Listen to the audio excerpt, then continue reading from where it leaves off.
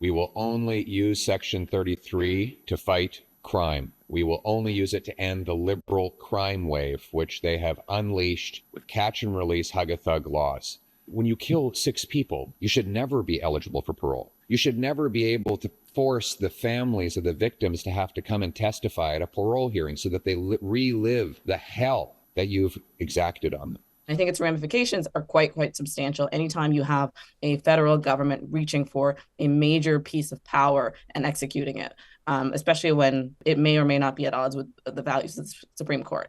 But we'll leave the law aside and wonder about, is it resonant with the public? And I think in certain cities where crime and drugs are concerns, yes, it is chipping away at the liberal lead. So I think this is very much a message for conservatives, and one that puts a lot of chill in NDP or leftist thinking around safety and social justice. It's a huge deviation, though, from what we're seeing in Canada around public safety thinking, which is that you see police bodies themselves saying that there needs to be a more kind of compassionate approach to crime, which is kind of at odds, or it has some tension with what the Conservatives are pitching. Some people want to see the idea of lock him up and throw away the key, right? I understand, and we'll get advocates in good faith driven by empathy and evidence writing into the show. As soon as you start talking about the death penalty or capital punishment, they'll say, listen, a civilized society doesn't do that. Poilievre, I don't know that he needs to make apologies politically here. He's making a calculated move, but he's getting his name out there and he's getting the policy out there, and he wants people to believe he's going to be way tougher on crime than the Liberals will be. I believe people can be rehabilitated. I believe therapy, it works. I believe incarceration works. I believe people go to jail and are like, fuck, I don't ever want to be here again, and get out and change their life.